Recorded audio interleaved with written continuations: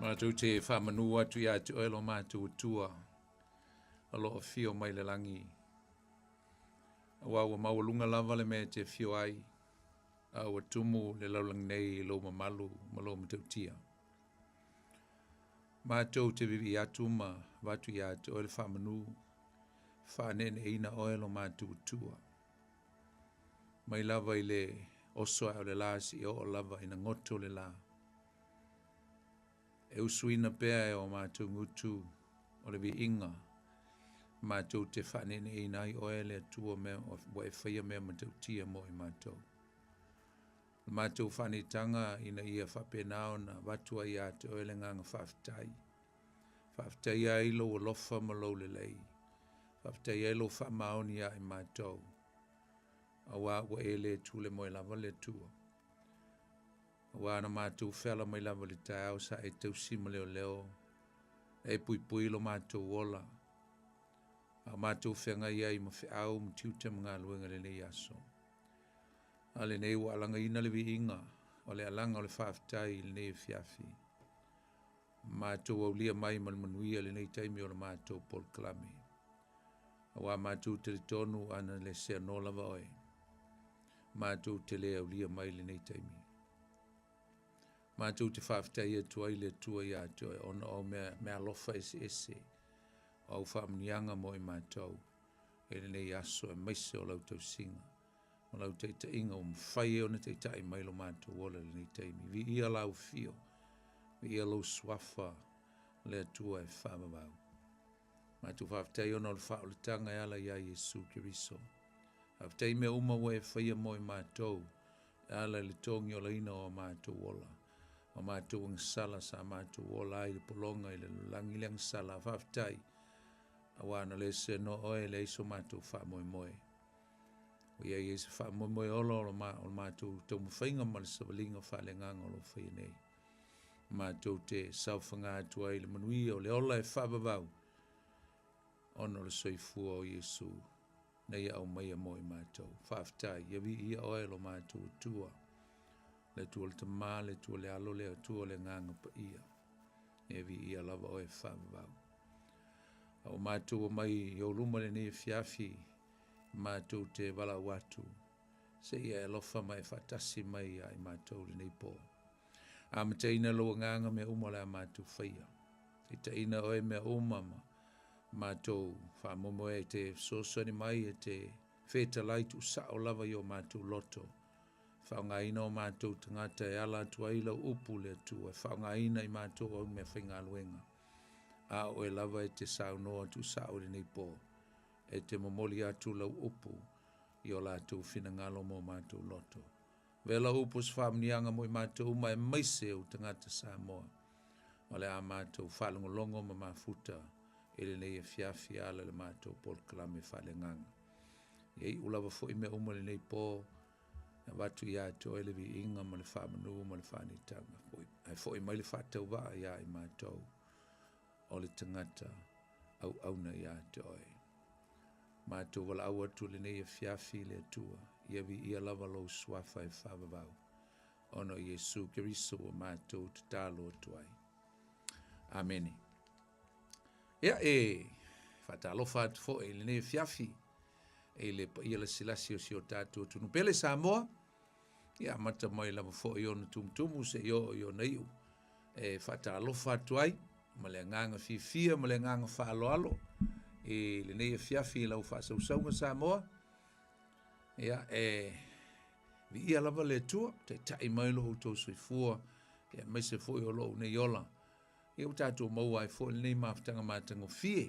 Tātou wheloa ia i le manuia ma le mawhana whana o le atua. Tātou pol klame whaale nganga nei. O le tutu leo penga i le Loloto e peona masani e sung fonte tasi. O la auto au na fole nei poni fonati. O le a tātou mafuta ma tala noa i le fionga le atua. Whatalo whatu i au na le atua ma auto masiofo. So se to vine. O inisio lau whainga luenga o mafuta ma le nei po. Whatalo whatu ma le ngang whalo alo. E le swafa o Jesu lu tātou li. Ia mo le tuel wha malo, le nganga whaftai ono le ngā luenga sa tātou whenga iai.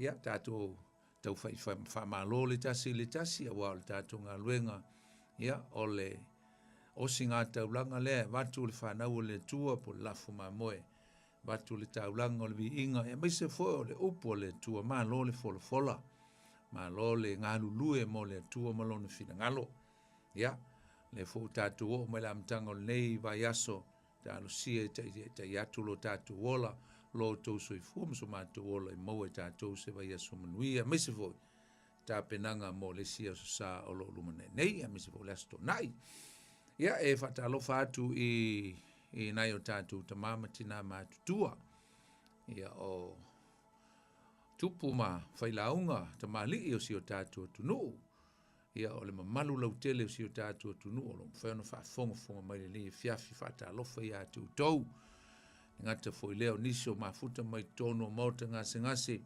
whataotoli ai o no mai le tino whatalofa i atu tau, whatalofa nisi o lo whamaua ma le tātou polklame i tono o whalepui, ngata foi lea, whatalofa whaapitoa le fiafi, nisi o whainga luenga le nei pō, malo le ngā lulue, malo le whaiel whaiva, ia, whaifo e whaafonga mai tono o whainga luenga, lungo a wale tele o e ngā lue ai, e ngata foi lea mai tono o mauta malawa po whelava se mo e ngā lue ai, a whea foi se atu nu o lo e whaafonga mai ai, a o e ngā lue le nei taimi, whaatalofa atu, ia te oe le suafo Iesu, lo tātou li, mo lo tātou whaola.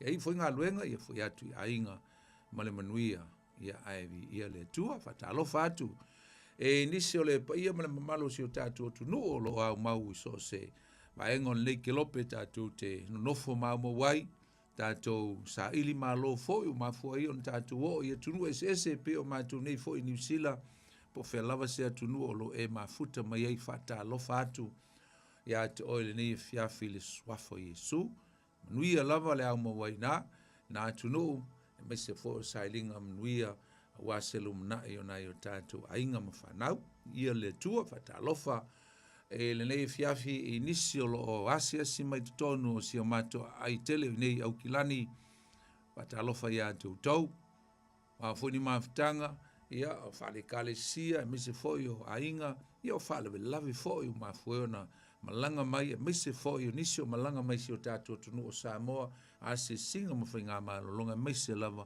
o whale we lavi whatalofa ia tau tau e le nei fiafi ia tu e tali o tfoi manuia a inga manu, ma tunu o lo no fai, e lo fale tua wha manui atu ia te uto uma.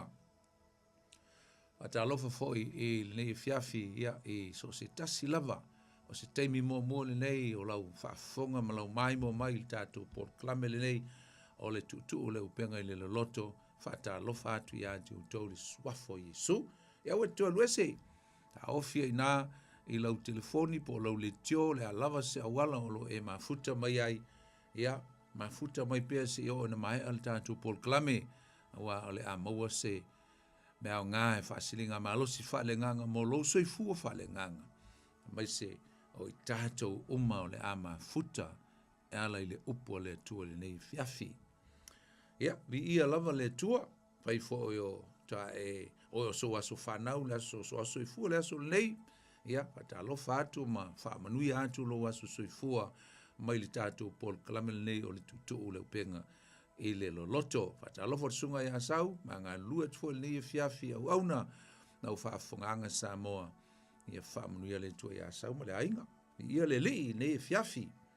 Ia, o le nei fiafi ala tātou sabali bali atu le fiongo pa ia le tua. So ni mai le ngango le tua. E whaamara malama atu i ana lava fionga i lau whaafonga ma le tātou whaalongolongo. O le upu lava le tua e o lava i pō te tasi tātou te mafutai. E o ina le upu le tua. A e no na tui nātu lava i lunga o le laulau. E watu i lunga o le laulau e whai e lau filfilinga. Wa o le tātou pol klame tai pei lava ia o le kuka. O le kuka e no na kuka matu atu i lunga o le laulau ai. Ai susu mai la i lunga o le laulau e te tau mafa pe filfili sa o tau mafutanga. Filfili e oe le mea e te sila fia e manongi tala fia ngai malau tau mafa whaale ngang. Tali ele sua, tali ele la walo, ave ma oe ma fai e fai ma whamuni yanga mo lo soi fua whaale ngang. Aani mea e le tala fia ngai lau whaafonga po lau tau mafa. Ia, awale avea, awale whao ngaina, whangalo, ia, pe a whai ele tala fia ngai, ma lo fo isi fia, ma lo mala malama. Ai tala sia, ia ngā le upo le tua, mo i tātou. Ai mise lava o tau o lo nau i le upo le tua. Mise lava o lo tau o lo whaile nei pol kalame, o le tutu o le upenga i le loto. Ia, ma se mea fia i lo soi fua ia song fua te tasi. E te wha tali mai. E wha pēnā o na ave ma oe se mea tā ua. E ma whai o nā o awina mai le upo le tua. I whamanuia le tua i a toi. E tusa o lo wha nau i le upo le tua. May the Lord and the Spirit of God bless you abundantly, accordingly to your willingness to hear and supper with the word of God. I whamanuia le tua i a toi. So lela tātou fifia mo tātou tau sasami, we are going to feast i le upo le tua. Ia whaamanuia le tua i a toi le ni fiafi e ala i lana fionga pa ia. O lea tātou te whaatawa ina i le fiafi le nei le tusi le nei a ngā luenga. Na maise lava o lona amatanga. Amatana tau mai atu le mta upu mua. Le lava o tātou la atu le mta upu lona lua. Mai le lo foi po le ale mamao tātou te oi i le nei tusi tāua. O mai lava i le ngango le tua lana te ita inga e te ita iai tātou. Po whea e tātou te whangata mai ai. Ia tātou mei se sia tātou mata upu fau. E tāua tele i nei tusi o le tusi a ngā luenga, the Acts of the Apostles. Tāua tele i tu tono o le tusi pa ia. Awa ana whape le aise tusi a le ngā luenga. O le alele lei. O le alele lei se feso ta inga mai i evangelia Yesu. Po evangelia le autusi tala o evangelia. O lo iai le loto iai na o onga Yesu. O le alele lei sona so tanga a ngai i mea tau o tusi. Epistles. Tus tu singa la o apostolo. O le ale malama le lei foi. Pena whaafewhea o na Iese feso ta inga mai le taimi o le Pentekoso. Po o le taimi foi ua toia fiua tua Iesu i le langi. Ma le aso le Pentekoso. E mai se foi o le o atu o so o Iesu e tala i atu le tala le lei alo lātou te tai i le lalolangi. O le ale aise malamalama, o le ale aise tātou malamalama au ili le tāua o vāia. E maise fo i upu e lua za tātou whaata waina o le asesione ma le tesisione, o le fioae ma le fioifo, o le fioae o Iesu i le langi i le aso lono fase fulu talu mai lona toitu. Ma le a fioifo le nganga pa ia. I le lalolangi le nei e whaataunu i nai. Valo anga perfecta o le whenginga tuai le perfecta o ioelu. O le tusi la le nei o ngā luenga o se tusi e tāua tele. Ai mā o loo whaatua tusi ina e le tusi tala o Luka. Te rifo o Luka e lua ana tusi tono le tusi pa ia. O le tusi o le evangelia na tusia momua. Ia ma le tusi le nei o ngā luenga. Ai tasi lava le tangata o loo whaatua tusi, ei tusi nei a Luka. O le tangata e ngoi a Teofilo. Teofilo. O se tangata Eleni, e ei whamatalanga whape afa e leni, ia afa ai kupito, ai ei fo isona pito e Peru. E fua mai la i le upule a mataile ingo o le tangata o Teofilo. O le Theo o le upule e ave i le upu atua. I le ngangana e Peru.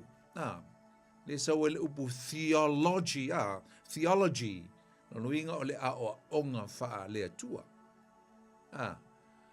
E lua la upolo i le upule o le tangata le ingo i a Theo.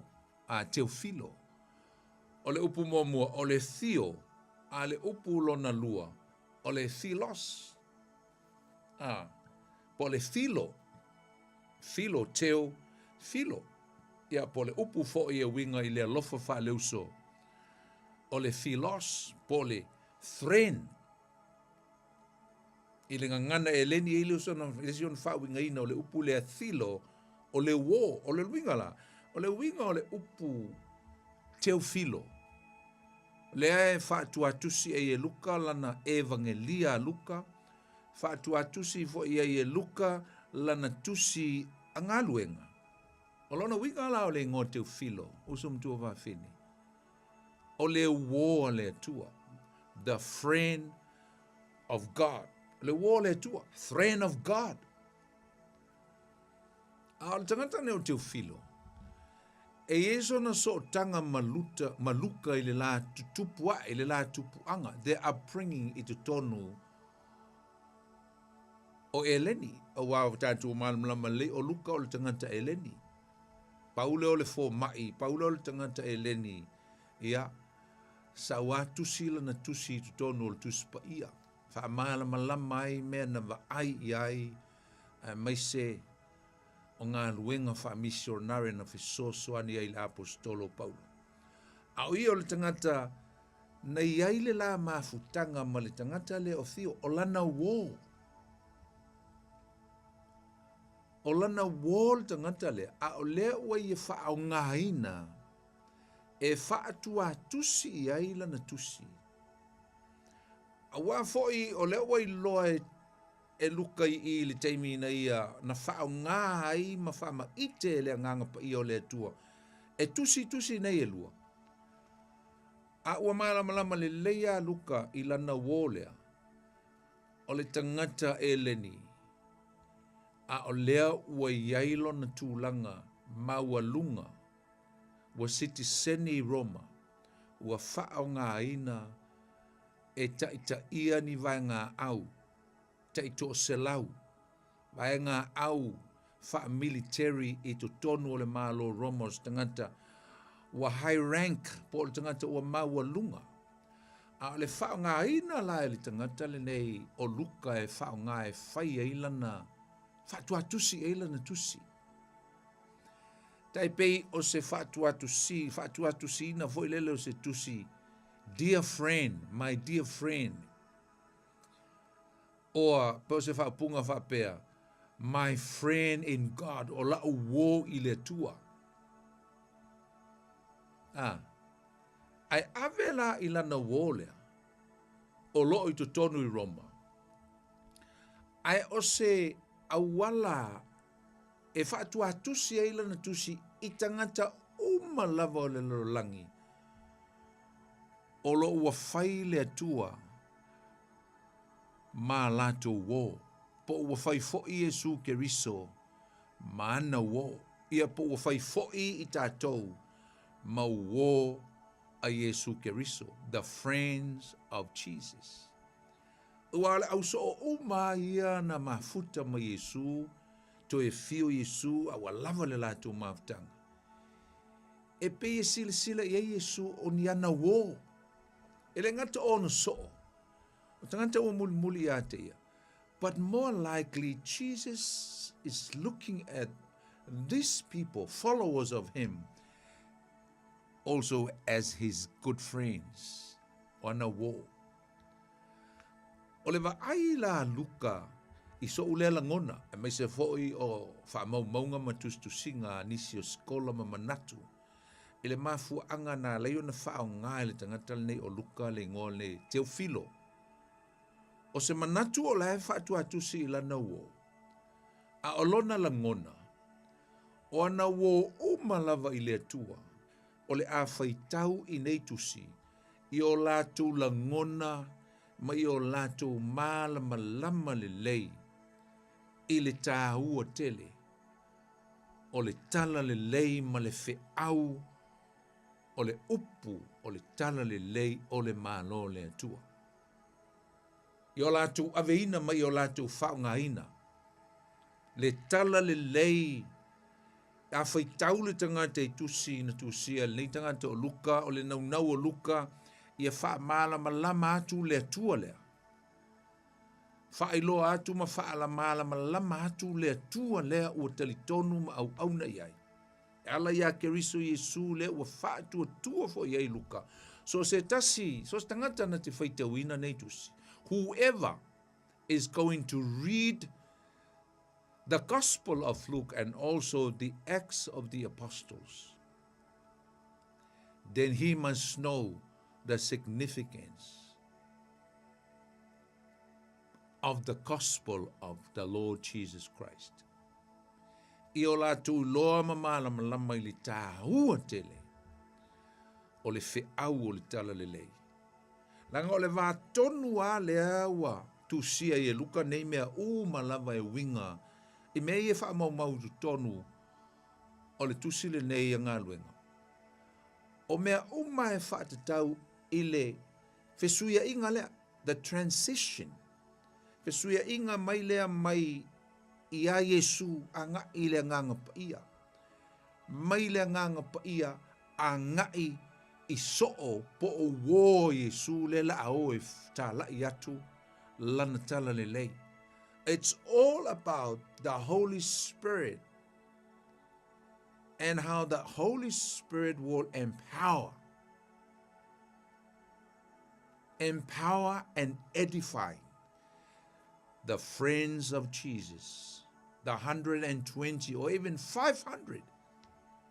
Lima se lau tangata whai mai o lo tāua e Paulo ia kaletia na wheso tai fo ia Yesu ina ua toi tū mai I le lima se lau. Ai se lau lus furu lea na a lui fo ia le nganga pa ia ma tā pena I loa ina ia o e whai le fina ngalo le tua. Amen. E se la le tāua pe a tātou māla malam whapea lau mau ai le ngikaka o teo filo. Ai sa wha mo tua ilo naingo. E ile winga loloto, friend of God ringa, tātou uma o wō, tātou wō ona o le tala lei.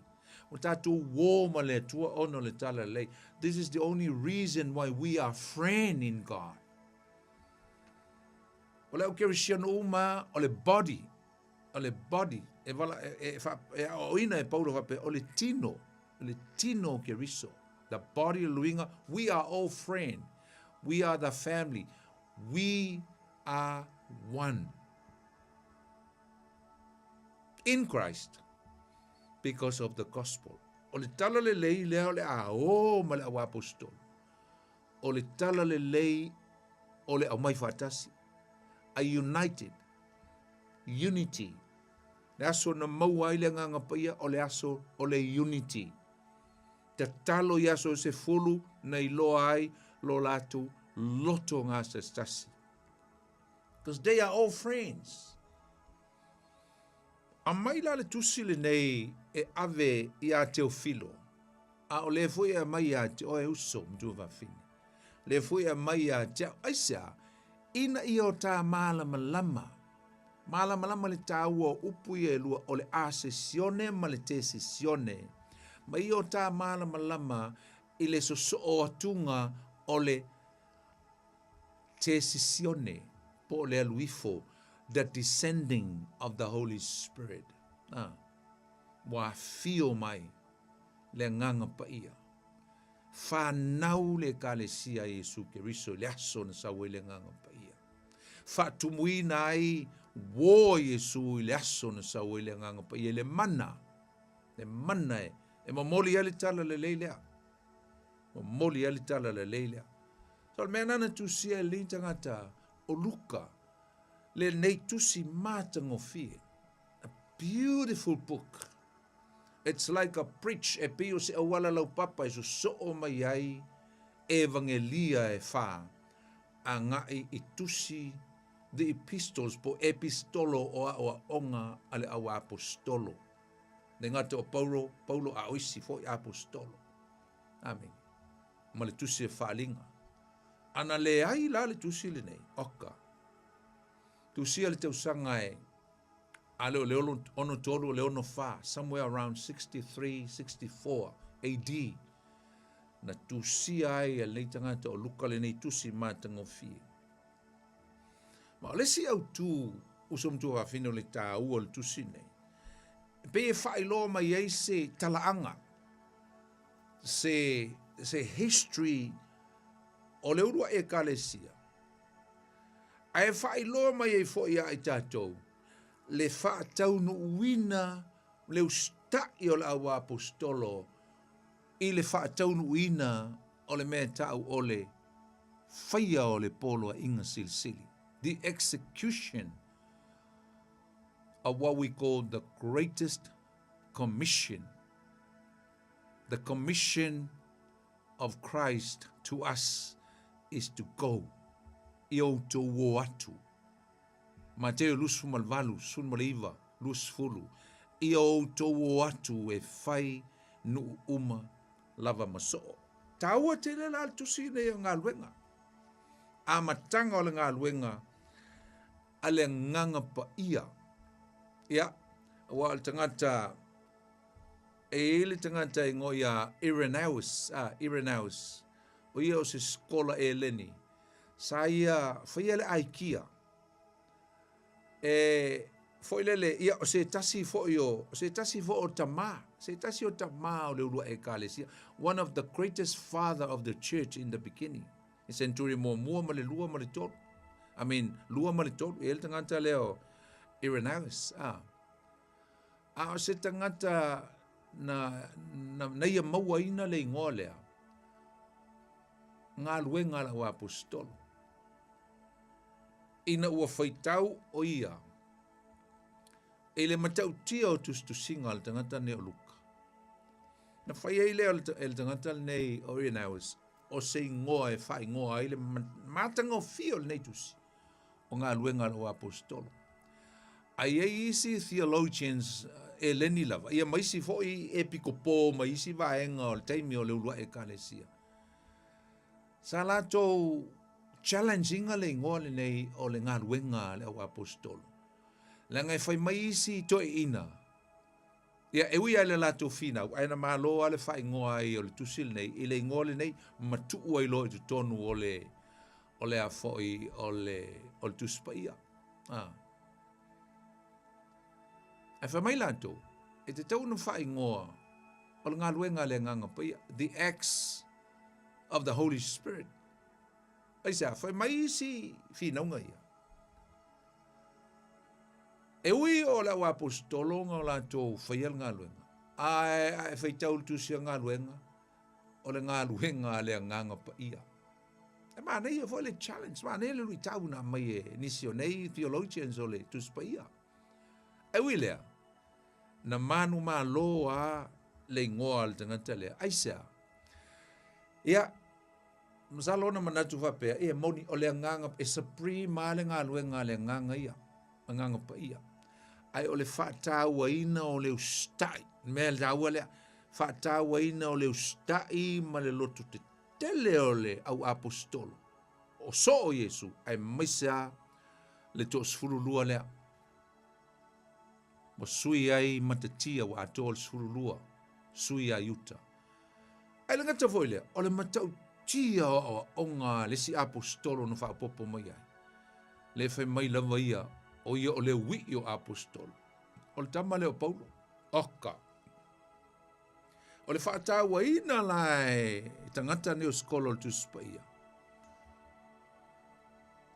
O le tāua o le ustai. Ma le tāua o le totoa. Ma le tāua o le courage, o le loto te tele o soo. Mai se ala o apostolo. Ia, se lau furu lau soo na ngā ioi mua mua. Ai sili ia. ngā luenga le sfululua lea. Whapopo e ma Paulo. Ia whapopo iai maisi na o lātou, whapopo iai pe o pānapa, sila, to tele o tangata na lātou. Whaia le ngā luenga ti, whaingita. O le whaatā waina la. I believe the Holy Spirit doesn't really mind that. Whaingoa acknowledge ai ma, whaatā ua ai le, ngā luenga le tangata ustai, oi. O so o Yesu. Whaingoa I role nei tusi. O ngā luenga le au apostolo. Ai te loa usum tu whawhini. E la vea I fo I mata ua I le acknowledgement lea. Ngā luenga le au apostolo. Pe a whai a. Pe a whai tāteu stai fo I le commission lea. A whai fo I tāteu stai I le polo inga lea. Po le whaatonunga lea Yesu. I au tau o. Ma tātou tele I le ngā luenga Jerusalema, tātou tele I le ngā luenga mo Yuteia, tātou tele I le ngā luenga mo Samaria. A o lea tāte iai le vaenga lona whao le whaatonunga Yesu, le ngā luenga mo mualon whaupue valu. I au tau o, tāla I atu aman tātou Jerusalema, Yuteia, Samaria, a umaloa, o lo I lo langi. Lea la vea I ta aua I le. Last gathering lea. O le whaatonunga, le commission Yesu. O, go. Lea tāte la vea ai, o le luinga. O le ingoa o le ngā luenga la wa apostolo. E ui au la e tau la wa apostolo. Aia e fili ngā, fo I mau fili ngā e mo moli atu pea, mau nai atu. Le polo inga lea ma le tala le lei lea, o e tala I atu le tala lei. I le lalo langi pōngi sā. Then, we are including, lea tāte la vea I le tāu o le ingoa lea, o ngā luenga ale au apostolo. Ele ingata I le au apostolo. Ele ingata I le centuri mua. Ele ingata I le centuri mo lona lua ma le tonu. E o mai a le centuri lua tasil nei tā te olai. O lea lava e le o uma, ele I uma. It's still going, still moving forward. It's not complete yet. Ele I mai aisa. Se I longa lava e to e fio mai Yesu I lon to e fio whalua mai. To a uma lana commission. To a complete uma. Laso e fio mai e Yesu si tianga o lana e kalesia wa ma nava I fo ina male kalesia malana. Malana road po lana ngā luenga tau na whai. Lela vea I oe, lela vea I au. Ile au whaatua tua o wo Yesu. E o e tā lai atu. Kako uma o Teofilo. Tātou uma o Teofilo. Amen. Tātou uma o leva la au o wo le tua. O wo Yesu. Le tātou teo e whaile whina ngalo o le tua. Tā ua tele la. Iai tātou. Le vai teimi nei tātou te iai. Le whatoa uma atu. Le aso sa le Pentekoso I ona tua atu. Amen. Ai, o le aso sa le na te atu nei, usum tō whawhine. Le aso sa na nafi. E ele me tā ua na whamanatu ai te lope ua e loa, po e mana mlamai. O le me tā ua na whamanatu le au Kerisiano, whamanatu le Katoliko Roma, whaamanatu ele Orthodox, po le Ofotoki, le sila lao le Kristiyano, ai whaataua fo I le tele o la po vaenga o le Protestano, ia po le toe fuataina. Le sila la nuntolu o le whaatuatuanga wha Kristiyano. E la tau te whaatauaina I le asosa na nafi, o le asosa o le tolu taspa ia. The Sunday of the Trinity, of the family of God. O le au ainga o le atua. Amen. Ia le utailo ina o le tusia ngā luenga. Whataua I le fio mai o le nganga pa ia ma whana wina le ekalesia Yesu. Ai ua tusia e fo i leo atu o la ua apostolo Iesu e moli ma watu le tala le lei o le malo i Yerusalema i uteia sa Maria ma le laulangi. O le afio mai la o le anganga pa i usum tu wafini. Ua whaailoa mai ai. Whaailoa mai ai. It is to reveal and remind to us Christians. Le ngā lulue whaatasi o persona e tolu o le tua. The working together of the Trinity, the family of God. God the Father, God the Son, and God the Holy Ghost. Ngā lulue whaatasi o le ainga o le tua o le tolu taspa ia. Mo le mea tāua le lau tau tua. Mo le wha o la tanga o le lalolangi whano. They work together for one really important objectives. They work together to prepare a salvation for a fallen mankind. Le ua atoa. Ne ua atoa i le aso na tupu ai le tesisione. Ua atoa. Ua atoa tino le tama. O le atua le tama na ia whaia le fofuanga. O le atua le alo na ia saunia le wha o le tanga na awina mai le tama. A o le nganga pa ia. O le ua fio mai le nganga pa ia. He's here in the in the world, on earth. I le aso lea lona lima se fulu. Ai o mai loa i le aso sa so ai ina ua atoa le fitu aso.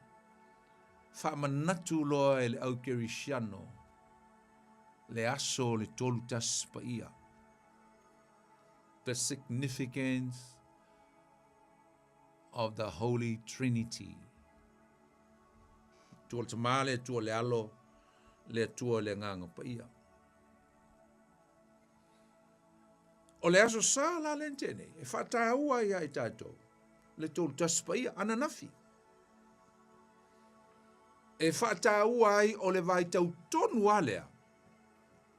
A vai ele, whata atia ino mea le tua. Toa umana whaile whatonunga, o mai lo le aso lon se furu le sai on tu atu, a fio loi o ia, a fio I folo le nganga pa ia, ma whaatumuina, so o Yesu e sarau se fulu I lunga le afia fio pitolung. Whaatumuina ele mana, ko se le mwhaina whaise mea, pe a le maua le mana. Ele mwhaina maua le mana pe a le fio I fo le nganga pa ia. Le alawa a fio I fo le nganga pa ia o le persona, lona tolu o le atua o le tūtas pa ia. Amen.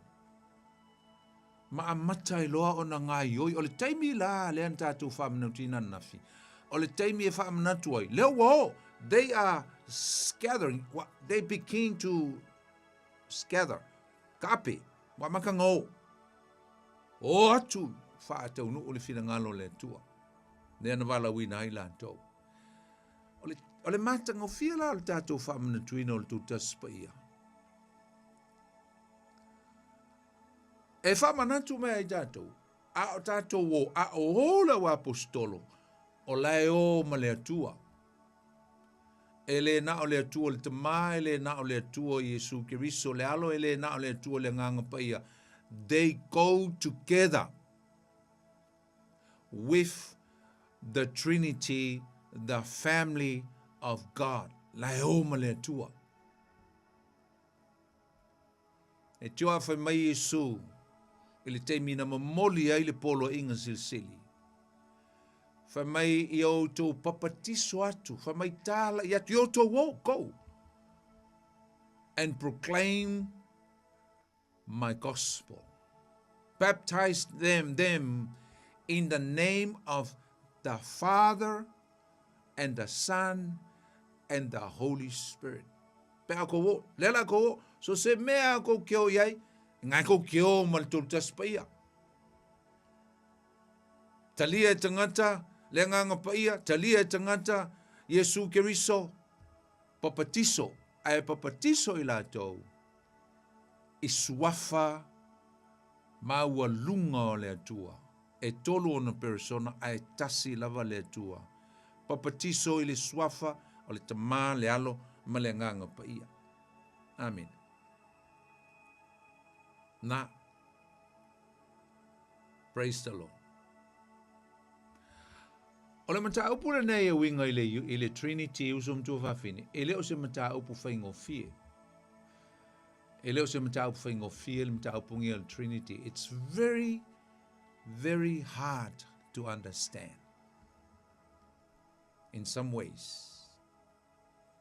Why? I say na mea le inga, e le whaingo fie na mara mai. Ma o se tel tonu e uma tuale nei lo langi ma uma atu me uma le tātou te ia le teimi o le kalesia.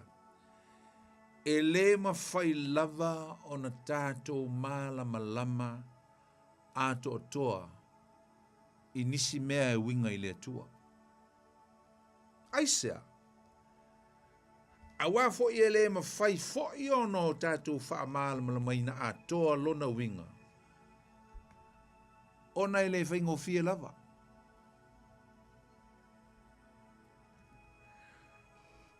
Na o le atua e malama i mea naia whaia. E whaingtau na malama i tangata. Langa o le tele uisi lotu i e te e mai i le whātua tuanga tātou lau Kirisiano. E whai mai. E a fo i e tele a tātou atua.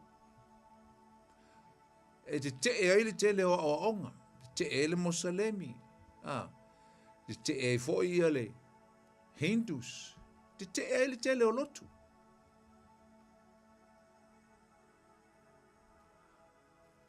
E le lotu sa o lotu ai au tele i au sa loke i sianga momua. Nga waru leo loku le loku e le tele tonu i a Yesu. E matua te ea i le o onga le tolu taspaia. E longa i keilo o le lotu e ta o le Rastafarian. Perfect le leo Bob Mali. A o le tel tonunga, o le lotu le fitu tau sanga ngau iai, tel tonu ai ma whātua na i ai fo i le alofo Yesu na amata mai aina, a ele. Ia o ngā sa yaso lai titi. Tel tonu na o Yesu wana o ia, o se perfecta. Ai, whai maira al tel tonunga lea. O le atua, o le tel tonunga o Kirisiano, e tele tonu i atua e tō tele.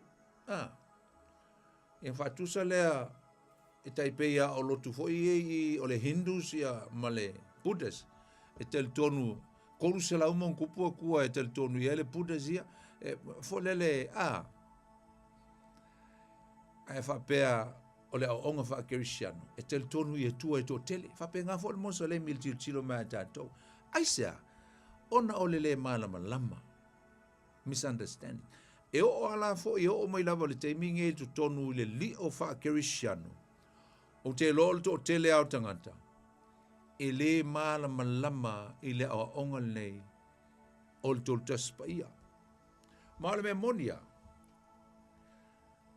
A le loa ma le malama lama le leili tangata i le o onga le tolu taspaia. Usam tō wawhine. No whai atu le ia atoe. O le a e lei loi na foi ma e malama lama ato o toa. I le atua o lo e tāpua iai.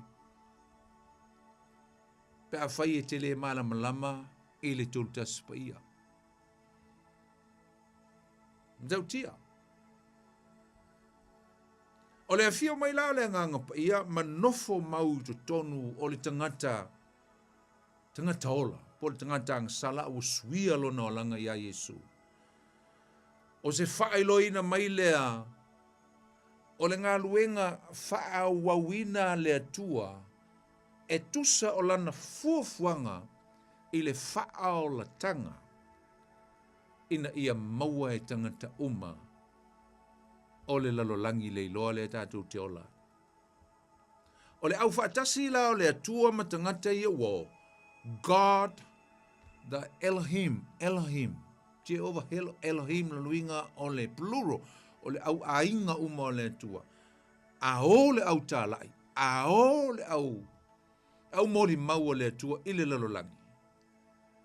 Tau te o ma le matau tia o le mana. It's like the moving forward of the power force, all going together with God's witnesses. Tangata moli mau e o fatasi maletua. Lea, talia lau so le mana o le nganga pa ia i aso lea. Suia ato o toa ai. Tu atu uma o la tu wola i le atua. Nā tu talia ato o toa ai e su lena sau o ia o le faola. O ia o le mesia. E tusa ma le launga. Le faautu po le fimo le launga pe telu na launga i le aso le o le Pentekoso. Talia i la tau. Ai le ngata i lea. O le asau le fio mai le nganga po i le aso lea. O suia ato toa ai.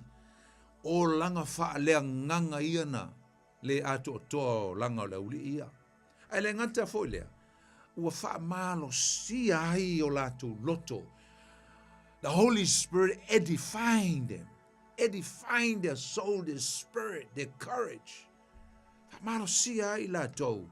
E o e faile fe au le ana fai atu ai lo latu te itai. Po le Mesia. Le li o le ola le uto e fio le langi. Tono winga lau sum tu whawhine o le teimi tātou te talia ai le nganga pa ia. O le aamata e fo inana whaile ngā luenga o le nganga pa ia tu tonu ia i tātou. O le whaai loa ina mai le ia i tātou. E so soani mai le nganga pa ia i tātou. E whaai loa mai ia i tātou. Le tāua tele. O le tamaa. Ia i tātou, ia mai lātou fo i o lātou teimi. Ai se ale mea le ena mana o mia le so soani mea le nganga pa ia. E whailoa mai le tā ua o le tamā.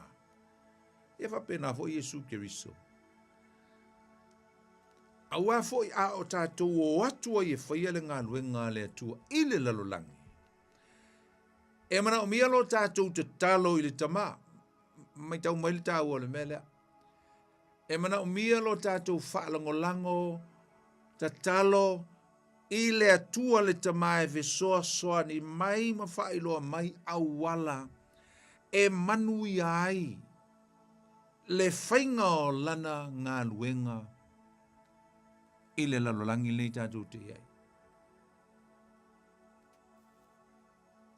O le nganga pa ia la, e mo fai tau atua le tusi le Roma le lo whamtala mai e pau. O le nganga pa ia la, e fe soa soani mai i a te oe, soa soani mai i a te au. E au mai a upu. O upu tātou te tatalo atuai i le atua le tamā. Ai awala atu ia Iesu Keriso o tātou tatalo au tātou iai le field, au tātou iai i le moli mawina o le finangalo o le atua.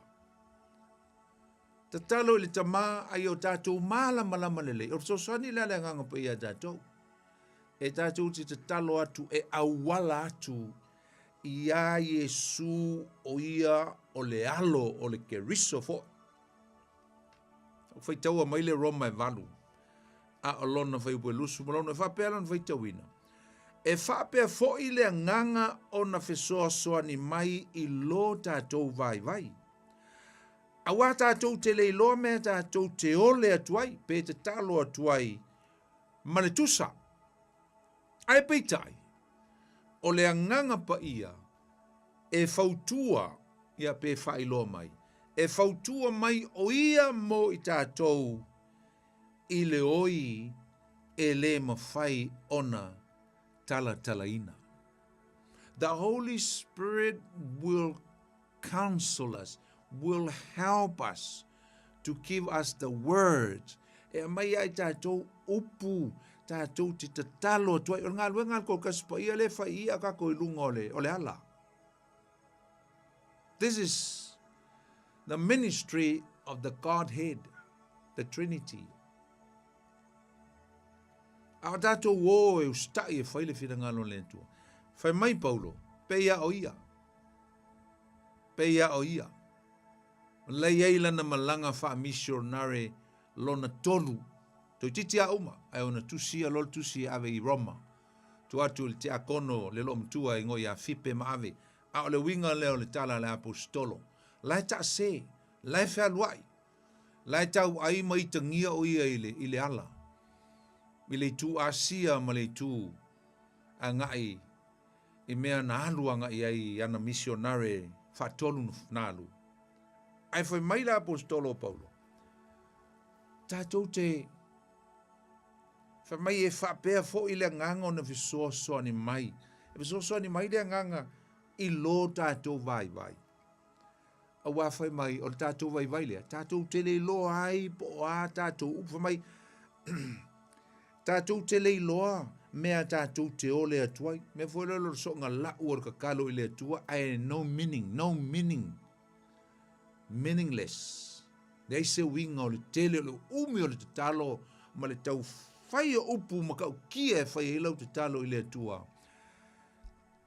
Isi teimi tātou te talo ina ia maalie le wha alongo a tangata tātou te talo. Amen. Isi teimi tātou te talo e lau a tātou mana onga I le atua. Go to God with a long shopping list. O mai le mea, le mele lo ke mga oil, mele lo ke mga isa. Ka kuki ka kalo e au ngoma staita inga le nganga pa ia. E leo whalango lango tātou le nganga pa ia. A tātou wō I lungo le ala e whailifira ngalo le atua. Tātou te tatalo e tusa male fiso swani mai le nganga pa ia. Nanga le whai mai Paulo. Tātou te tatalo I le atua le tamaa o tātou wō e whailifira ngalo le atua. Ai ala atu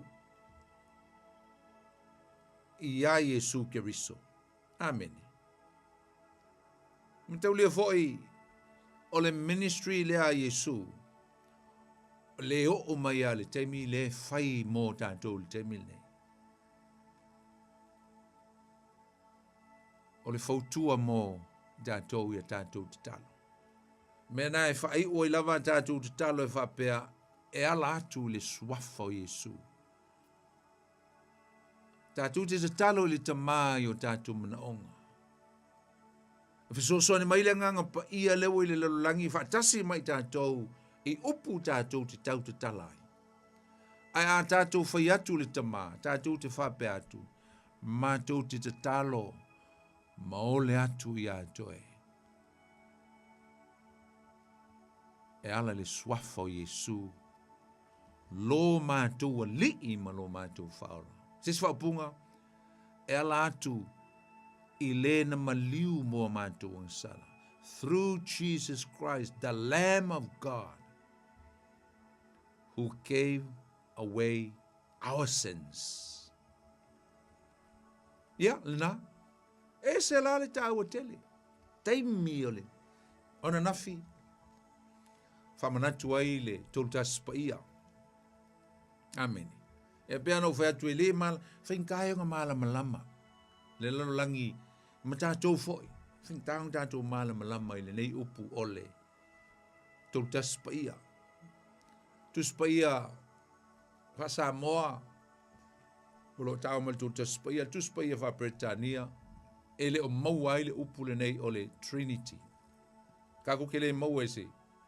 Tus pa ia le wingo le upu Trinity po ole. Toltas pa ia.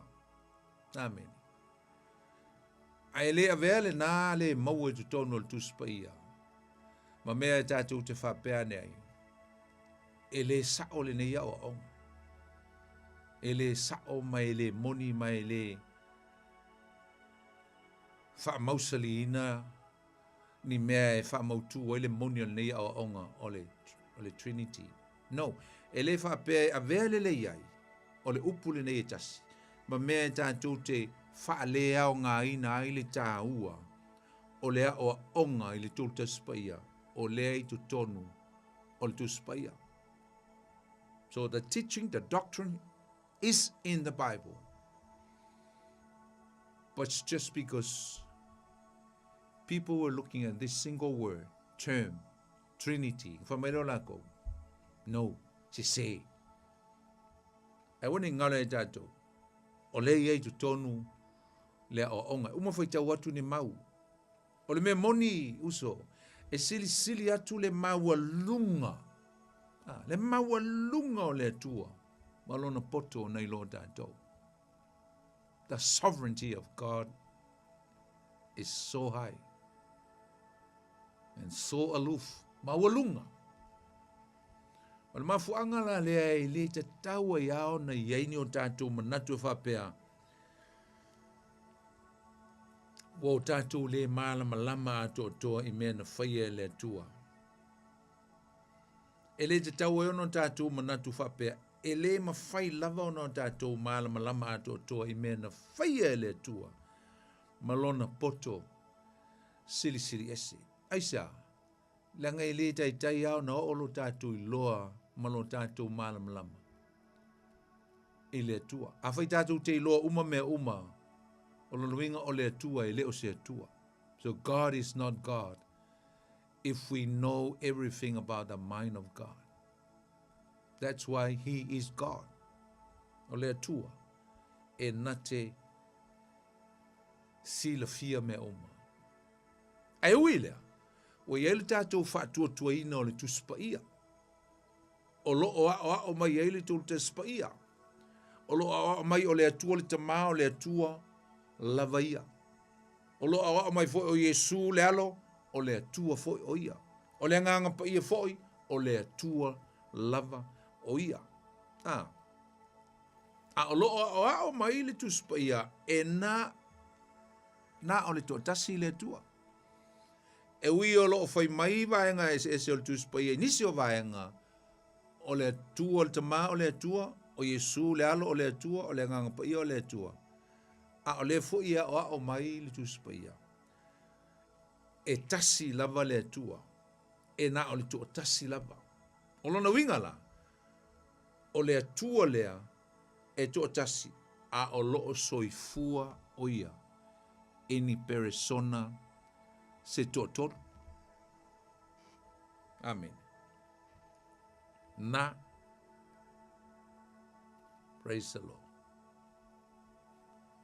Tasi lava le atua e pe ona ta ua le Deuteronome. O lo iei le whai upu mta upu e ono lo whai upu e wha. Mai Israel lue wha longo maia o Iova lo tātou tua. O Iova e to tasi lava o ia. Mo muol kon nito lo ta upu e valu lo whai upu e wha. O lo whai mai fo la apostolo Paulo. E le ai fo se tasi atua ua na o le tua tasi lava le atua. Amen. Ia wape na fo kalti e tolu fai upu e lusi fulu. O lona winga la usom tu whawhini. O le mata upu e winga i le tolu taspa ia. E le o se tali tonunga e ni atua se to tolu. A o se tali tonunga whakerishano e whatatau i le atua e to tasi ai tolu ona persona. He is one, but he is working in three distinct part or persons. Ese vaenga ma mea na lato ngā lulue whaataunuina mo le whao le tanga o le tangata. Amen. Ese le tāua. Tō tasi lava le tua ai soifua o i persona i tolu. Aisa, a vai ke nese momua, whai upu momua, na whaia le tua le langi, ma le lalo langi i le amatanga, o le tua ngai whaamatala mai ngā, e le na o se tua o le tamā, a o le Elohim, Jehovah, Elohim, o le tua, o le au ainga o le tua. E se awha mai, o le tua, Na ia tūlai ma whetalai, na ia whetalai le upu o Iesu o le lokou, me no whamai le Ioane mtau mamua whamai, sai le atua le upu le amatanga, ai whamai na whengā o i le anganga o le atua i lunga o le whunga taima o le whunga ele. Le ringa ngā lulu e uma le tūltaspa i le amatanga. Lo iei fo i nā i se whai upu whai pue lusu malone whamai na whaia le atua le langi ma le lalo langi i le amatanga. Al whai pue lusu malone whapea. O na whetala i ane leo le atua i nā tātou whaia ia o le tangata. Amen. Let us, lalo inga el plural to tolu, e le to tasi. Mai let us create man in our image. Al mata upu tolu fo ia no fai upu lusu mo le lua ke nese lava. Mai wa whetala i ane fo i ova whauta ua avea le tangata e pei o so tātou. A man became like us. Amen. Whamai ua avea le tangata e pei o i tātou. Amen. Nā. Ia, te loa i eise taimi ua lata mai. Ia, msalo pe to e 5 minute, ia, pe to e 10 minute. Ia, ona vawe te tala tula ia leo le tātou leina. Whai mai foso fina ngalo le nei fiafi. Ia, po le ase me fo i e te fia fisili ai, mai fia malam lamai e winga e le tātou mtaupu le nei fiafi. Ia, ona e wala au maila ia lea e le tātou numera e pe o nei masan. Ia, ai ese le tāua tele o le nei vai tau tātou te iai uso mtua whawhine. O le aso sā na nafi, o le aso sā e whao ngā ina e lau kerisiano. E vivi iai matapua i atu i le atua, ma le nganga o le oli, ma le nganga o le whaaftai i le atua, le tamā le atua le alo, ma le atua le nganga pa ia. Ona, o le ngā luenga mai aea, na saunia mo le whao le tanga, mo le tangata, mo oe mau. So that was the spirit of yesterday. O le nganga e tāpua i ma vivi ia e aili tangata whaatua i le atua, with joy and with gratitude. Le nganga oli ma le nganga o le whaafitai i le atua ona o le whao le tanga. I te tau ona mana tua le tangata pe whea ona tali atu i le alofa whaalia o le atua. Le nganga le ananafi. E o mai ai le aso le nei ma le nei fo i vai aso. E te whaafitai ai le atua mai e whapea. Pe whea ona o tali atu i le alofa. How can I respond to the love, the grace of God? Tātou te mana tua le tamā. Ananafi, tātou te mana tua le tamā o ia na whaia mea uma. He is a creator. O ia o le foafoanga. E whaia mea uma. Tātou te mana tua i na nafi manei ma le nei vai aso atoa.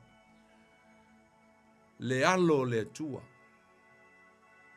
Le persona lona lua o le atua. O Iesu Keriso. O ia na ia a watu lona soifua e whai e le whao le tanga. Lalo wingo le mea, o ia o lou whaola ma lou whaola. He is our Savior, our Lord and our Savior. E te tau ona whaafio o ia i tu tonu o tātou o langa. E ola ma soifua i aso uma o le soifuanga. Ai tātou te mana tuaina i fōi le aso ana nafi. Le nganga pa ia. Le nganga pa ia o le persona lona tolu o le atua. O ia o lo tātou whesoa soani ma lo tātou whaamā whanawhanaina. He is our helper, our advocator, and also he is our comforter. O ia na te wha mā whana ina I tātou. Mea uma, tātou te whaia, mea uma malo tātou loa, o loo iai whaatasi le nganga pa ia o le tua. Lo so soni mai ai tātou. Whai loa mai, wha manatu mai ai tātou. O me uma e te tau, o no tātou whaia. A o tātou iai, I lunga o le alae. Tātou te olo tātou o. E whai le fina ngalo le tua.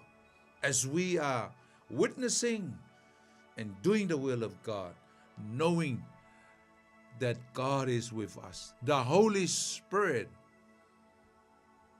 is guiding us. Lo iai whaatasi le au ainga o le tua. Efeso soani ia I tātou. Mele ione mo mua le umano whaia tua, ione mo mua whaia mo mua, sai le tua le laukou, sai le amatanga, in the beginning. Sa whaalia mai foi, Yesu o ia e tutusa malona tamali Ioane sfulu no foi po tolu sfulu. Fa mai e tasi lava I ma ua malo utama. Ai sa latu au fatasi foi.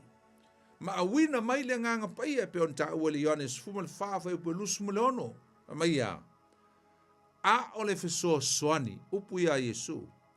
O le nganga pa ia lea e awina mai e lo utama I lo uingoa. Now they agree together that sooner or later, they are going to send the Holy Spirit. Amen. Ai sa whai wina foi I upu Yesu o le poloa inga silisili na avatu I ona soo mai tātou foi aso nei. O ia whai atu ai, ia outou o atu I nuu uma. E whai nuu uma lava ma soo. Ma papatiso atu ia I lātou I swafa ni e tolu. Swafa le tamā, le alo, ma le nganga pa ia. A onga foi la apostolo Paulo Lord Korinto sful tolu alona foi upo sful mal fa. Ia te I tātou le alofa tu no lo tātou li o Yesu Keriso. Ma le alofa mai o le atua. Ma le mafutanga whaatasi ma le nganga pa ia upo mulmuli a ia. O le mata upo sfulu ma le tolu le luor konito, lona fai upo muli fai upo suma le fa. A o lo fa uma mai ma fai umai le mata upo, ele upo amene. Means I agree. Ua oui yoe atu iai, o le atua le tama, o le atua le alo, ma le atua I le nganga pa ia, o lo o tātou ma futa whaatasi, I aso uma. Ma tai ma wha manuia mai I tātou a o tātou ngā lulue ai I le avatuina ma le mamoli atuina o le whi au o le malo le tua I le lalo langi pongi sā. Wha mai leo le upu, amene. Mai Paulo, amene means, yes, I agree that the Trinity, the family of God is always be with us. As long as we are doing the will of God, He will never leave or forsake us. Ele tu la fo ina lava I tātou ele tua. Tātou tue va aia ngā I le whaata waina mai le tusi pa ia. Te loa, e ui lava leu tātou te ese mala aso Pentekoso, e tātou te vesili. O le ale aso Pentekoso, o le aso lona 50. Whaamanatu e tangata Israel o lātou tau saminga ua whaingoinga ole tau saminga o vai aso sā. O le Shavuot, le upu e peru luinga o le o vai aso sā. E wha umaina I le aso lona 50.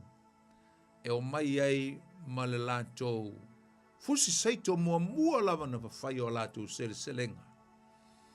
Ia I le aso tonu le alona 50 po le aso le Pentekoso. E lulu atu I le atua. E pe o se taulanga e avatu I le atua. E o mai ai tane o malava.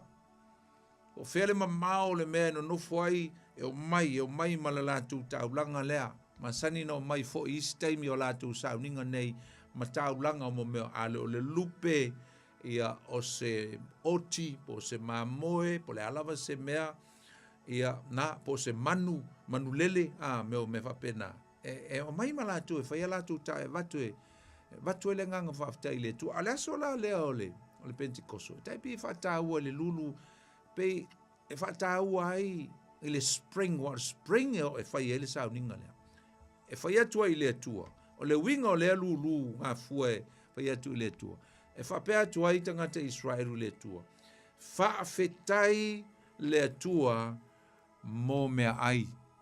We thank you for your provision in food. Aftai me ai wa e foai mai mo mato isa. O fusi ia ale o karito o saito. Mai sa saito le temi le ole spring por tau mafana fana. O le u fai selselenga ma vatu i le tua. Ole me fai lo atu ai ma faafte ia tu le nganga oli ma le nganga faafte i le tua. Ila amtanga o le tusia luenga usum tu fine. Ia le uteling tatu ta ua.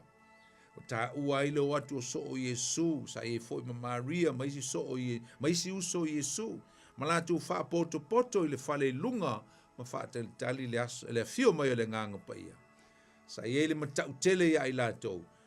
Ona na pala ai mo lato fefe ma te tau ona aisa na pala ai mo fefe i tai o lotu i uteia tangata o ta ua au Santorini e le ngata fo i leo le au staulanga ma tangata Roma foi aisa lenga o le iai le ita e le loto ti ngā e tusa ma mea wala tu fa longo ai ya mai se lava le maftanga mai Yesu sa faia nei wo Yesu sa la tu fa tali ai ya so se fulu ile men fol na tu Yesu e sau i lunga ya ilato o le nganga pa ia le ya e te tala tu tato lenga nei taimi e veli mai ai pe a faia Yesu me te fia fisili ai e foi sa fa popol tato por clame nei po ia ona e la au mai la ia le nei fiafi ya ai ia leu sau tatu wala mua fa talofa atu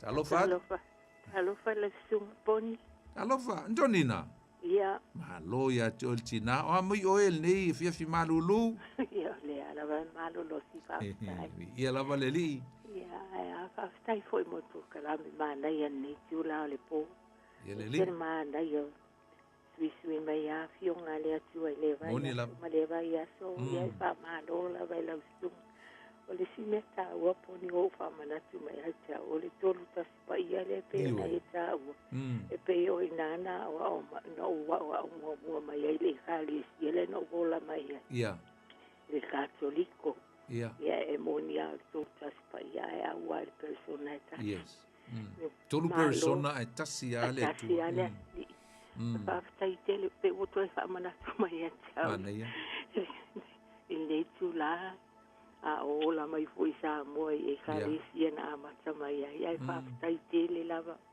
mo le fa manatu mai o mai wa yo te fia lava i so se o onga mai na vai lungo le ala le o TV ai se le tio i a fionga le atua i na au na ia na mai ale o le me lo fa ai ai me ko ele ia ai fa tai tele lava poni ni mo ne ia fia ma le o ina foi la fiong ma le tua tai tele la foi a toltina tai la langwai ia tai foi foi leva yaso e lo fatele atu ya to male ainga Antonina tai lava ia so foi ia mon le temi fa ya fata lo fatu le statu la talofa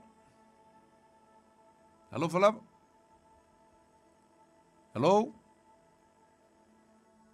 ya te tau fai mai tātou leina. Ea, na, tala tu lava leina pe se tasi fia walau mai, nei fiafi, ea al tātou por klame, o le tutu le Upega ile Loloto. Ea, o le, foi le tahua ia o mea tupu i le aso leo le Pentecost. Aso lon se furu lea talu na fio Yesu. Ha fosei ai, ta ua le tusi pa ia whafose o na mai o le matangi tele, tangi malosi. Ia, ta alofa le statu walau, ta alofa. Hello? Hello? Ia. Nā sai ho poni. Talo lava, oi le sa noa. Ia, o Iakopo. Oi, alo Iakopo. Yo tau le mai tau at foi lo si foga le fiafi. Ia, o pa Oi, Malili. mo kori la ringi mo isari. Ia, me ari en maruru te le ngai. Nā le sko mo isa ngā utana ki mo isa. Ngala. Sa no mai. Ia, ka kai la mo le ka pasori ia. Mai ele mero pa i ka pasori ku sa ngā runga. Ia. E o ngā le o lo ako ko mai ele si i fo la ngā pa ia mo le. Maruenga la wa pa skolu te ile ngai. Ka oro sunga ko kaspa ia le. Ia. Apu ni e ke mai ko ia ka pasori ia si sa o lo sunga ka ben. Ni sistema la langi ia. Ia. Ai mga ke ni okupe ko ngai o mai ke mai fa puku okupe bank Ia. ko i folu skile de sistema malo le di o ai okupe ya fa ko va pe la bo pe so se tan va pe lo ma kala langi sistema le malo le langi ya ma o de ko ya ni si me ko e ve si la langi mo pero fangi mo ka Na. mo le ko ni le mo ni pa mo singo e ko mo singo la le ko ni nga o i mo ni au fa so ka Ling for bui ko fa wa. ni fa pui le ko e o ku sa mo lo ka e pe au le e ka mo ni pe o su ko fa fe nga yeso u mala yeso sa ka kasi a me so la go e lo la tu kalia mala ko mala mai ação pa ele tu mo se algo kai tu kai ro se nga se nga Malo ho su malo sai lili. Ni fa ngo fio ngo ka kori Yes. ya ku wale de mamalu ai sa we mari bongor kanga Ya. Moni lam. It's really sad ngale kau mo le di fa ora ngo sa to ai mai la lo pa ka ia sa ia ai so so ngi ya la ku la lo sa ko lo me fa pasa ko ia ke Na, sa ole le. ya ai la ve ia le ma lu ka mo ka ko ia ka wa ve pe u po le li ma to mau pe u me mo lo ko le ha fa lo so ko ni Te lava. Te kia, mungu ia lava o e male ainga ina, no foi na me malulu. Ko inga ia te uto, inga ko inga ku ke a mau mai ai ma fa so mai ko i leso i kas. Te lava lango mai, Jake, fa manuia te lele tua ia tu e male ainga. Ia kai alo fa fo. Ia, alo fa tu felai foi lea vai aso. Ia leli. Na, leso el pentecoso. Omna o ata tu te baba ayanga i le tau o ni mea na tutupu ai. Wa le fa maltala tu spa ia li fa tau sta tu si au te longa te malam lama. Ne mai ele matangi i le asolon se fulu lea. Asolon se fulu. Fo se i ona mai le matangi. Fa mai wa malosi mai le matangi. Ma fue ona la to falongo ina ma va ai foi. Ia ni alo yafi o whapenao na whapepepepe. Hawa i lunga o ulu la wa apostolo. Ele i pipi o la tau ulu a langa ringa pi wa mua. Ai, pe fole na whapepepepe. Tofu ala tangata o se laulu se fulu lea male afi. Whapepepepe lunga. Ia, ma whafua sei ai. Ona la tau tatala i mo meo ngana ese. Tau tia le mea lena tupu i le aso lea. Ia wa whaalongo fo ia ili to tele o tangata e le malama i le mea lea. Ia ona whamailo lato, boi, ese ngana a tangata nge ua tau tatalai. A tangata nge o tangata Israelu, tangata e Peru, ese ngana ia ua tau tatalai. Ia ole si foi mea. E ufa mai si tangata ia na whaalongo atu. So, wale au whai, wale au whango ngoka ia mai karileia. e makali fokali leia kai pe o se nu maua lalo. They look at Galilee as a community of uneducated people. Tangata ile iongi a onga. A o leo wa whaalongo atu. A ka le kele o nganganga e se iwa whaalongo atu ai. Le malama lama. Ia leo na tū leo o e foi o peteluma. Wha malama lama atu le tūlanga o le mea lewo iai. Le ele ona nai ni waina. A ona nai la tau i le nganga pa ia o le tua. Ma o leo mafua e ona tau te tala mai la tau i ngana ese. Ma o le si foi la lea isu. Le si foi lea mea ese le tala ese ai o onga. Ma se foi tonu le li o le au kirisiano. Ma i istanganta ese foi le la tau whaamatala ina o le tau o le neimea o ngana ese. Amen. Ngana ese. O le te loe te lea se teimi masalo, te lea se teimi e tala noa ai ma whaamala malama le mta upule. E no o whaamata ali atu le tau o tele. A tono isi teimi tātou te tala noa ai le tau o tele. O mengi o mea alofa le nganga pa ia. Me se foi la le mea alofa. Well, this is a gift o le mea alofa le nganga pa ia. Mai o le, ia, whatalofa atu le tātou walau, lunga leina, talofa. Talofa na sumata te nganya poni tasio. Talofa lava, oi lea e sau noa? O li tasi le lunga. Talofa li tasi. Ia mano lava soi fua te o tina. Alo soi fua. Ia e sau noa mai loa? Ia, palongo so ile. Esto po kalamele le asi. Ese matango fie. Ele li. O le ala matango fie. O fa ai loa atu. Ile la lolani a toa, ile na Samoa fo. Yoi. O lo whaalongolongo i nā tau ni nei pokanami. E tā ua ia i le tangata malona o langa kerisiano. Liela. O le anganga pa ia po le tasta pa ia le whailua. Ia, e fo ia e. O le mātou e kalesia o le kakoliko. Ia. Ia, o le asa sanga ngati. Ia. Sa whatawa ina ia e le whaife au o pātele foi le winga o le stolpa ia. Mana ia tele. Ioe. E whaailoa mai ei. O le tamā, o le alu, ma le anganga pa ia. E tolu ingoa, ai tasi lava lona Moni la. Ioe. Tasi ale tua. Tasi lava le atua. E moni e tolu, ai tasi lava le atoa. O le tāua lava lai, le tangata lava ia, o la whaapa ia ina le atua. Le anganga pa ia. Liela. O le anganga pa ia. I le tangata ta i tō tasi. Ia le. E pio mai le anganga pa ia i le tangata. E whaamala malama ia te ia a wala uma.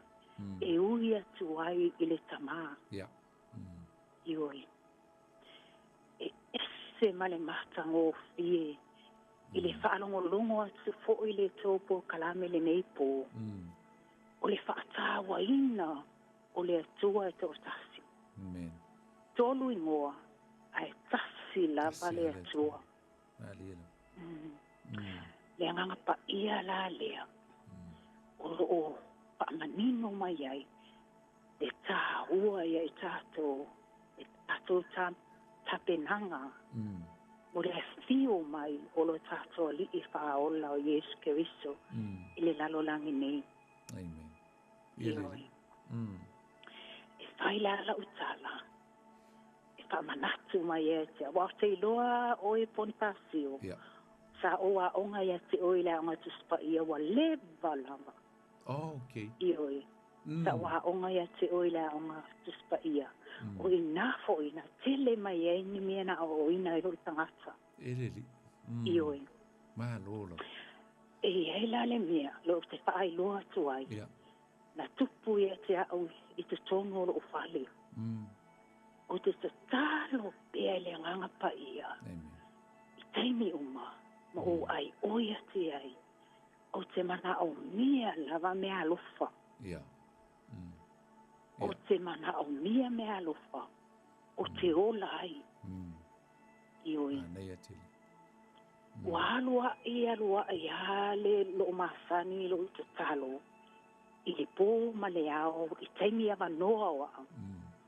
O te talo atu, tio mai le anga pa ia ia te au. A tio mai e au mai se mea alofa mo au. O te mo o mia ina i o wola ai. E eila le mea na tupu, e le ma pai ona o nātia. E whae loa toi foi, ia i la tōlo o wola i le ola papa i eina i le ali.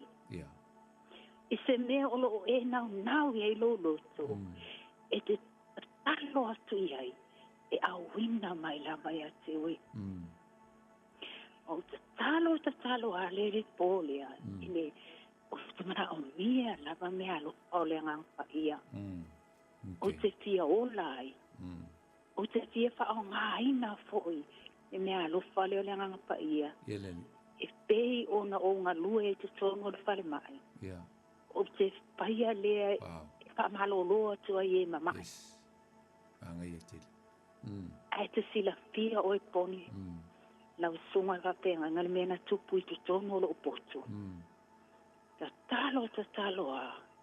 O ia wa malama ngia lo ba ai. O ba ai se mara malama. Ai ke ia o pa pea male mo sunga. Are you ready? Are you ready? O kulo le lunga, ma si o lima. O fa pea. Yes, I'm ready. Ke loa la o ele mea nga kupu. E maka o kia. Anga ye se mea, ngale pu e kongo lo. E loa le mea nga kupu. Ai yai mo le mau le asolia. O lo kuangangi. Ma le next door. Ma le neipa. Wafo ila. O fai ako loa. Yes, I'm ready. Pa ma le mea. O palong ako. Ese aso le wa alu le ako. Lo faiva. Wa le ma lo. Ese le nganga le o ke kaukala ai. Alu le ako. Lo faiva i upu. Ai o ke le o mama lama ai. Whaalongo la lo kuangangi. La kulo ko i fai kokoa. Tiu e ko i fai koa. A wo le ango mai ei. O la o ke ango ane mele. I le fale le pol fale mai. I ko kongo le fale le o lo kuangangi. Okay. A o lo i maka. Wa le ma ko lo i maka. I nga whanu kua wa alu lo i fai koa. O ke kau kala le nganga ese. Ala kuku ia ko ama lepe fai ko le falong ko ngani mele kuku. Ele mi so wango mai ai. Ngano palongo mai ya, o sawi next door.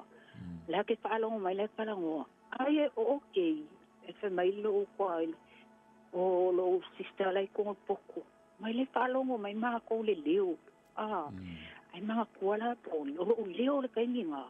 Alu yunga lo leo ai senga nganga lo kau kala ai. Kusala e mau lo kuangangi mai next door. Ai tasi. E maka o ia. Ali tasi. Mana ia le wharongorongo atu I lau mole mau. Mana ia tele. That's beautiful. Yes. Ai o ngā ole umalta teimi. Ia o le lei. Ai nganga whai loa o le kā ua le kopo karamene ngei po. Koe wala au mai lewa yasu. Koe faise tala ma. Tolu I po tasi. Ai tasi la vale atua. A le nganga pa ia whakawa inga la vale kangaka. Mana ia lau tau tinonga. Ia tai la ma molo wa manoa pon whasio. Ta tue whelo I atili e. Ia mauto po I o lo ngālu lue le nei po. Ia lo pangia le atua la o tō ngaluenga. Ia whaha utu pupu ina o tō pafonga. A wā lava le ngaluenga lo whenga iei. O se manuia o le lalolangi atua. Ai mai se Samoa lo whafonga. Manuia le whia. Soifua, li tasi. Bless. Ana ia tele. O mea lo whale nganga pa ia tele. O lusu mal tasi. Mea lo whale nganga pa ia. Ai mana o le nganga pa ia tufa atu. Ia I tato uma. Na ia whao ngā. Te rola le, tau tino ngā li tasi. aftai pe afai o ia te ia le mea alofa o le whamalolo mai. Ia po le alava se mea alofa. Ai, o le aso fina ngalo ai mana o le la fatu la tala, ai mana o tātou te tala noa i mea alofa le nganga pa ia. Nai kango le fai meise o ko mengi i kako por kalame. A o waku mara se fulu. Ia ngi moli mana o e tala noa i mea alofa le nganga pa ia. Lo pe ama tel vaso lea. Ia ona, lo ingol te inganga le nganga pa ia tātou te tala noa i mea alofa le nganga pa ia. Ia meise fo. O le mea alofa le ngana ese le na maua eli tasi le aso lea. Fai meise ko mengi. Ia lo pola ko mengi a kor se fulu. Ia nga fufu atu lole ia i ol se tātou teaching.